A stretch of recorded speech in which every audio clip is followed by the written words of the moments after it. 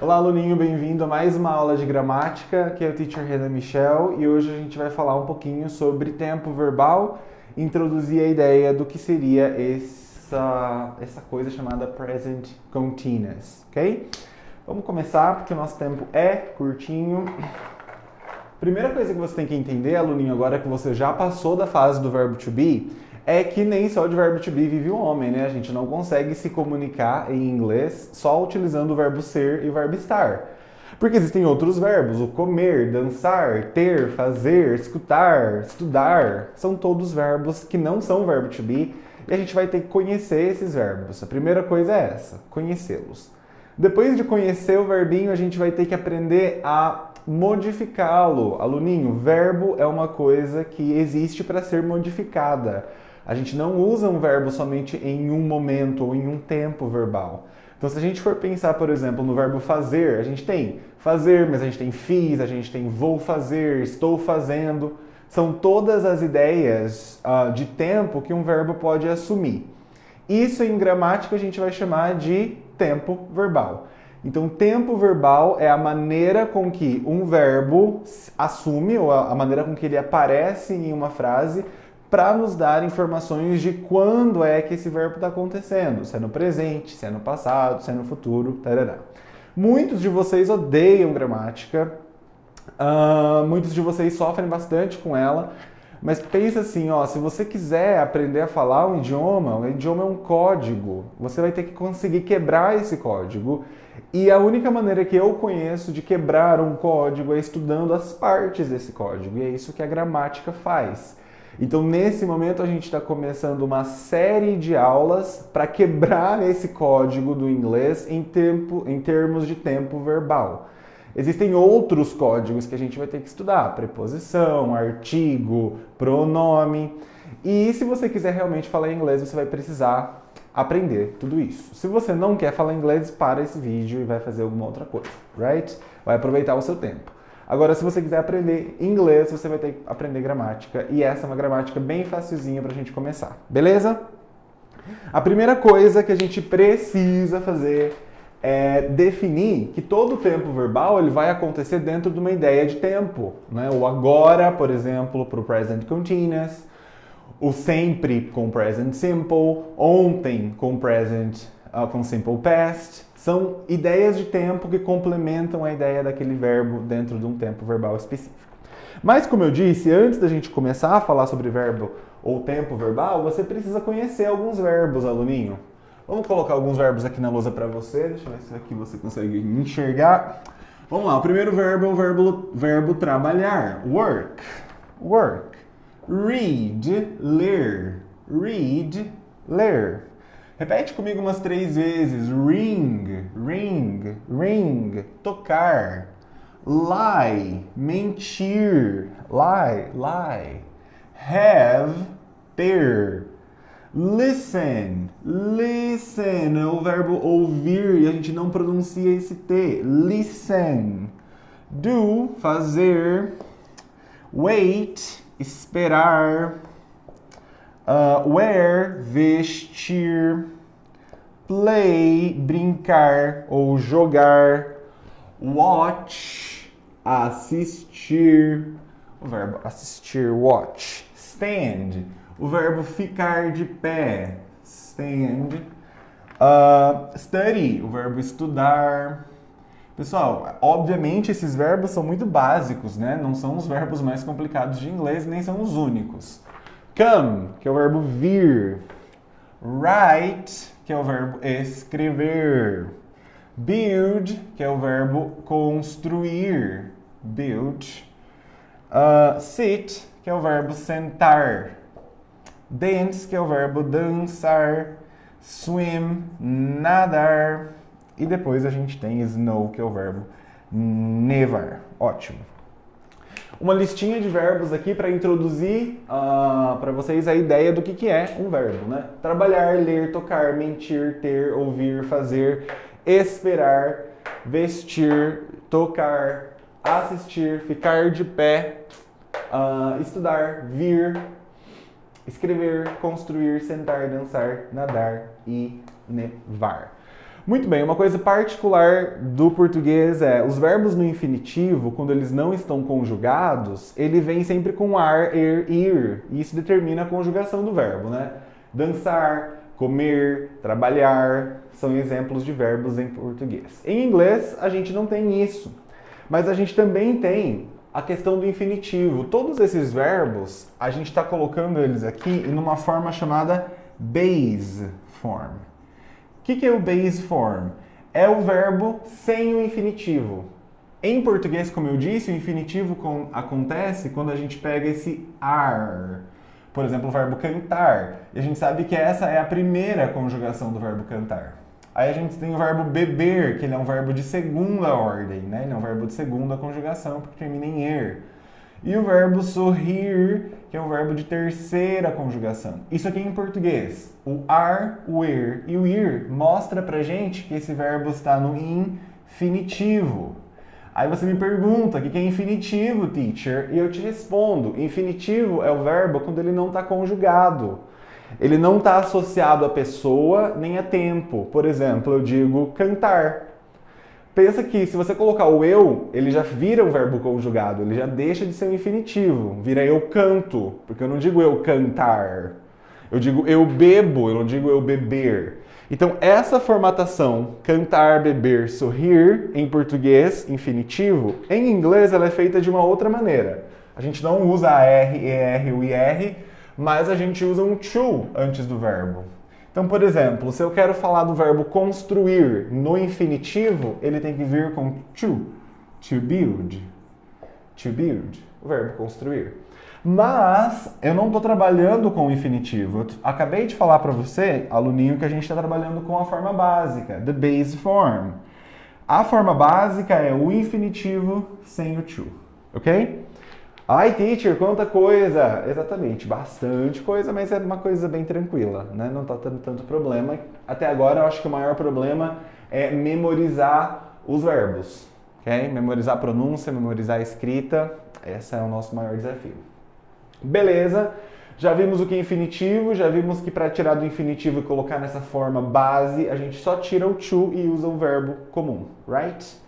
Vamos repetir os verbos comigo de novo. Vamos lá. Work, read, ring, lie, have, listen, do, wait, wear, play, watch, stand, study, come, write, build, sit, dance, swim, snow, ok? Esses são os verbinhos que estão na base form. O que é gostoso de aprender quando a gente está vendo inglês é que essa base form também vai ser chamada de primeira forma. The first form of the verb. Se você for lá no finalzinho do seu material didático, do seu livro, você vai ver que tem uma página com verbos e 3 colunas. A primeira coluna é a forma básica e a gente vai ver depois que ela é a forma do presente nas próximas aulas. O que a gente está vendo hoje? A gente está vendo que eu preciso de verbos sem ser o verbo to be para gerar uma comunicação mais efetiva. Que esses verbos no infinitivo vêm com to. Se eu tiro o do infinitivo, eu posso colocar ele na forma básica, também chamada de primeira forma. Então, toda essa nomenclatura é para a gente chegar em um ponto em que você consiga entender como isso muda. Porque todos esses verbos aqui, como eu disse no comecinho, eles vão mudando em cada tempo verbal que você for utilizando. Eles vão se dobrando ou desdobrando em outras formas. A forma que a gente vai estudar hoje é uma forma chamada de present continuous. O que é um present continuous? O present continuous é um tempo verbal e lembra que eu falei para você que cada tempo verbal tem um uso específico. O uso específico do present continuous é uma coisa acontecendo agora, now, nesse momento. Tá, mas se eu estou assistindo esse vídeo daqui 10 anos, continua sendo agora. Enquanto você estiver assistindo o vídeo, esse é o momento que você vai usar o verbo to be. O present continuous. Desculpe, o verbo to be vai vir junto com o present continuous, por isso que eu falei verbo to be. Ok, now, ele está acontecendo agora. Ele está acontecendo ao mesmo momento em que eu estou falando. Em português a gente também tem isso, ó. Eu estou comendo. Eu estou nadando. Eu estou estudando. Quando é que todas essas ações estão acontecendo? Agora, right now. E esse é o tempo verbal que a gente vai estudar, present continuous. E eu já vou começar a fazer vocês ficarem mais familiarizados com essa notação aqui, que é o timeline. Para entender tempo verbal, a gente tem que passar por essa linha do tempo. Então a gente tem passado, past, a gente tem o presente e a gente tem o futuro. Vocês vão ver mais pra frente que esse tempo verbal também é utilizado para falar do futuro, mas não agora. Agora ele está sendo utilizado para falar de uma coisa que está acontecendo nesse exato momento. Começou um pouquinho antes de agora, vai terminar um pouquinho depois de agora. Está acontecendo. Por exemplo, eu estou gravando esse vídeo. Comecei um pouquinho antes de agora está acontecendo, daqui a pouco vai terminar, porque eu não vou ficar gravando o vídeo para sempre. Right? O vídeo vai terminar um momento. Entender isso é crucial. Para falar sobre as coisas que estão acontecendo nesse momento, é o present continuous. E aí a gente já estudou o uso dele, porque esse é o use, the use of present continuous, o uso do present continuous, falar de uma coisa acontecendo agora. Mas você vai perguntar para mim, teacher, mas e a estrutura? Structure. E, aluninho, tenha isso em mente. Toda vez que você estiver trabalhando com tempo verbal, você precisa saber utilizar o uso, você precisa saber como você usa esse tempo verbal, em que situações você usa, e a estrutura, como organizar esse tempo verbal na sua fala, na sua frase. Vamos para a estrutura. Na estrutura, se você já é meu aluno, você sabe que a gente tem afirmativo, a gente tem negativo e a gente tem question. Não tem como fugir desses três caras. Vamos lá. Então, no primeiro momento, a gente vai ter sujeito. Oração sem sujeito existe em inglês, teacher? Pode até existir, mas não para vocês. Agora, no curso básico, não existe oração sem sujeito, ok? Depois desse sujeito, a gente vai ter que utilizar o verbo to be, mas isso está bem moleza, né? Tá bem fácil para você, porque você já assistiu os vídeos anteriores do verbo to be, e você sabe que o verbo to be, ele pode vir como am, como is e como are, dependendo do seu sujeito. Se for eu, I am. Se for ela, she is. Se for plural, they are. Então você já conhece isso. Se você não conhece ou não lembra, volta para a aulinha anterior para você rever esse conteúdo. Depois disso, do verbo to be, maravilhoso sendo utilizado aqui no meio, eu coloquei o be porque o nome dele é be. Não se esqueçam que essa é a forma ou as formas que o verbo to be toma quando a gente está falando dele no presente. Right? Verbo to be. Depois desse verbo to be, a gente vai ter um verbinho. Que verbo é esse, teacher? O verbo que você quer utilizar. Pode ser trabalhar, pode ser estudar, pode ser escrever, pode ser dançar, pode ser vestir. Mas uma coisa interessante acontece. Como eu disse para você que esses verbinhos sempre vão mudar de acordo com o tempo verbal, aqui a gente vai ter que acrescentar um ing, ok? Cuja pronúncia é sempre in, nunca ing, ok? Ing, não, in. Vamos brincar com esses verbos. Se eu quero falar trabalhando, o verbo é trabalhar, eu coloco in working. Working. Percebe que em português a gente faz isso com NDO, né? Então eu tenho comer e eu tenho comendo. Cantar, cantando. Beber, bebendo. Em inglês a gente não usa o NDO, a gente usa ING, ok? Pronunciazinha de novo. In. Então vamos lá. Work, working. Trabalhando. Ler, read, lendo, reading.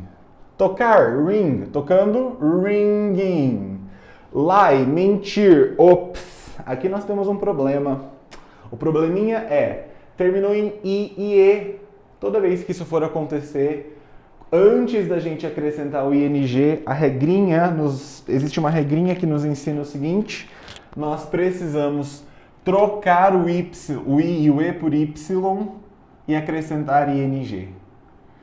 Então, isso daqui, fiquem atentos. Quando isso acontecer, I e o E, a gente troca, são muito raros de acontecer, mas quando isso acontece, a gente troca o I e o E por Y, ok? Lying. É uma das poucas vezes em que o verbinho vai ter que sofrer alguma modificação antes da gente acrescentar ing. Porque, como regra geral, isso não acontece. A gente só coloca o ing mesmo, ok? O verbo lie é uma exceção. Então, eu quero dizer que o John está mentindo. John is, porque John é ele, para ele a gente sabe que é is. Verbinho é lie, e eu coloco ing. So, John is lying. John is lying. O John está mentindo. Very simple, right? Depois a gente tem o have. Olha o seguinte, uma outra regrinha. Pessoal, terminou em E, aluninho, não vou colocar só, não vou acrescentar um outro I, uma outra vogal e fazer E-I-N-G. Isso não acontece. Se termina em E, a gente troca esse E por ING. Então, na forma do present continuous, o have não vem com E, ele vem só com ing, having. Isso acontece com todo verbo que termina em E. Vamos dar uma olhadinha no write, aqui logo na frente. Writing. Dance, dancing. Terminou em E, acrescento ing, ok? Listen. Tô ouvindo, listening. Do, fazer, fazendo, doing. Wait, esperar, esperando, waiting. Ou waiting. Rareriroru, se isso daqui for inglês americano, ok? Wear, vestir, vestindo, wearing. Play, tocar, playing, tocando. Snow, chover, snowing. Nevando, ok? Swim, nadar, nadando, mas presta atenção aqui, por favor, aluninho. Nós temos um verbinho curto e ele tem uma consoante, uma vogal e uma consoante. Antes de fazer qualquer alteração e analisando o que eu tenho, consoante, vogal, consoante, CVC, sonhe com o mundo, a gente leva você. Nós precisamos dobrar a última consoante. You see what happens here? A gente dobrou a última consoante para que você conseguisse, antes disso, acrescentar o ing. Isso acontece todas as vezes que o verbinho termina com consoante, vogal, consoante. Teacher, quero um outro exemplo. Ok, vamos brincar com o verbo begin, que é o verbo começar. Também é um verbinho curto. A gente tem consoante, vogal, consoante. Começando, beginning, 2 N's. Fique atento a isso, ok? Assistir, watch, assistindo, watching. Isso daqui eu quero chamar a atenção de vocês para algo, que é o verbo ficar de pé e o verbo levantar. Ou, na verdade, o contrário, né? Ficar de pé e sentar. Em português, a gente utiliza isso como particípio passado, dizendo assim, eu estou sentado ou eu estou de pé. Em inglês, a gente vai ter que pensar um pouco diferente. Que não existe estar sentado, existe estar sentando. Então, se você está sentado, em inglês você vai ter que pensar como se você estivesse sentando, agindo continuamente, ok? Sentando. E de pé a mesma coisa. Ao invés de dizer que você está de pé, você vai dizer eu estou ficando de pé, certo? Não esqueçam disso. Então, stand, standing. Eu estou de pé. I am standing. Se a gente jogar isso no Google Tradutor, com uma tradução um pouco mais relaxada, vai ficar eu estou ficando de pé, provavelmente. Isso acontece porque é assim com que os nativos pensam o ato de sentar e o ato de ficar de pé, ok? Study, ing, studying. Ai, teacher, mas termina em Y, tem que mudar? Não, com ing não muda o Y. Muda quando termina em E, muda quando termina em IE, muda quando termina em consoante, vogal, consoante. Y, não. A gente só acrescenta o ing. Come, termina em E, a gente também sabe que é coming. Build, construir, construindo. Sit, consoante, vogal, consoante, dobra a última consoante. Sitting. E assim a gente terminou de colocar todos os verbinhos com o ing. Ok? Repetindo comigo. Snowing, swimming, dancing, sitting, building, writing, coming, studying, standing, watching, playing, wearing, waiting, doing, listening, having, lying, ringing, reading, working. Espero que vocês nunca mais esqueçam a pronúncia desse ing. Ok? Então, numa frase afirmativa, essa é a estrutura que a gente usaria. Um sujeito, um verbo to be, mais um verbo com ing.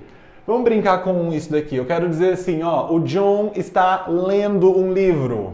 John is reading a book. O John está lendo um livro. John is reading a book. Nós estamos ouvindo música. We are listening to music. Não esqueça que quando a gente ouve em inglês, we always listen to. Essa preposição sempre vem junto com listen. Eu quero dizer que está nevando. Olha que interessante. Em português, para fenômenos da natureza, a gente não tem sujeito, né? Quem está nevando? Deus, sei lá. Está nevando só. Não sei quem está nevando. Em inglês, a gente precisa usar um sujeito. E o sujeito vai ser it. Para fenômenos da natureza, sempre it. It is snowing. It's snowing. Sujeito, verbo to be, verbo com ing. E aí você continua a sua oração dependendo do que você quer dizer. Ok? Depending on what you really want to say. Muito bem. Primeiro passo já foi feito, a gente já conhece então as estruturas afirmativas.